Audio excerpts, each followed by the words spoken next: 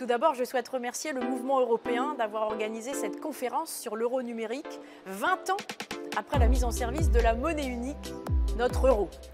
Alors, il y a 15 ans, le terme d'innovation financière était avant tout synonyme de risque, plutôt que d'opportunité après la crise financière de 2008. Aujourd'hui, l'Europe est en pointe. Elle est en pointe pour faire de l'innovation financière un des moteurs de la croissance de demain.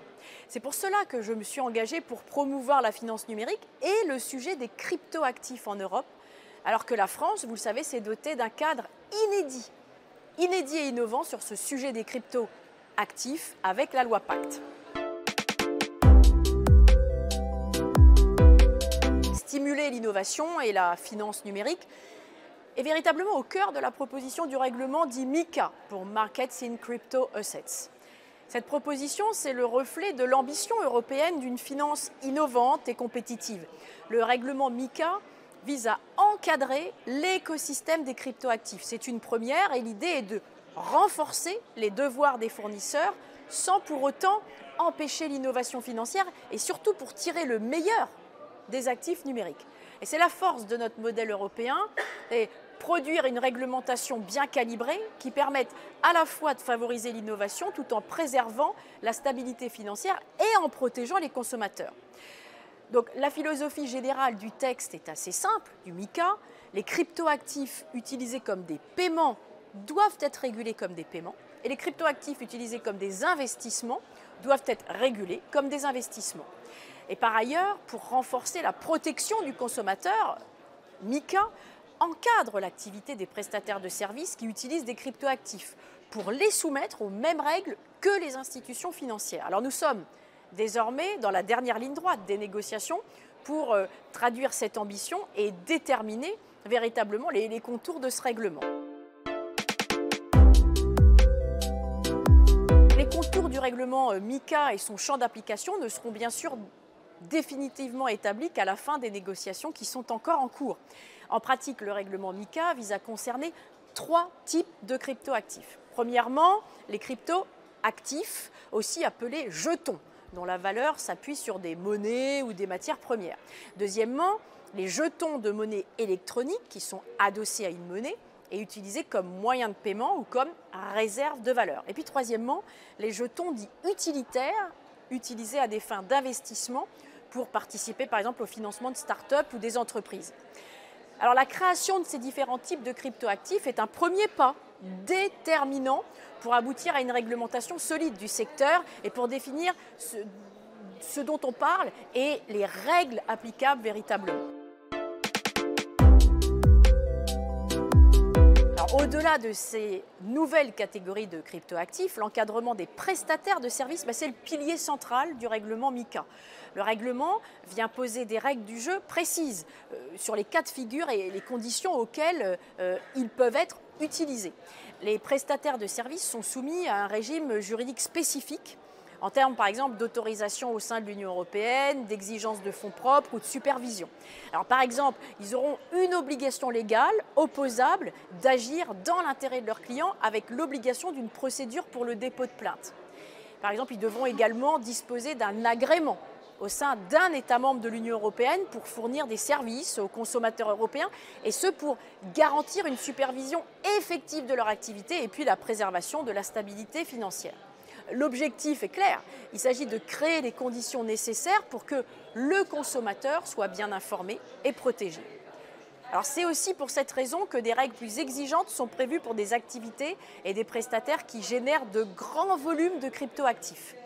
Cette réglementation novatrice, elle fait écho à des interrogations sur la volatilité des cryptoactifs dont on parle beaucoup en ce moment, à l'annonce du projet de crypto-monnaie Libra par Facebook aujourd'hui abandonné, et puis vous savez, aux discussions sur l'euro numérique. Alors on avance pas à pas vers un texte final, même si j'aurais souhaité, comme beaucoup, que les négociations avancent plus rapidement. Mais c'est un sujet compliqué, technique, sensible. Alors le Conseil des ministres a adopté sa position fin 2021. Et nous, au Parlement européen, on l'a adopté en mars dernier. Donc sur cette base et sous présidence française de l'Union européenne, les négociations entre les 3 institutions européennes, fameux trilogue, Parlement européen, Conseil des ministres et Commission européenne ont débuté fin mars. Le rythme des négociations est intense pour aboutir dans l'idéal à un accord sur un texte final d'ici l'été. Le délai de mise en œuvre est toujours un point sensible, mais on devrait s'assurer que le règlement MiCA soit d'application en 2 ans maximum d'ici mi-2024.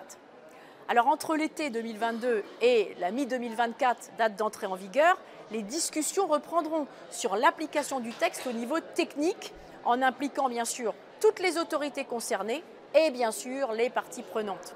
Ce sera aussi le moment de contribuer activement au dialogue international sur la régulation des cryptoactifs pour que le règlement MiCA confirme son statut de référence au niveau mondial. Une chose est sûre, nous n'avons pas fini d'entendre parler de MiCA.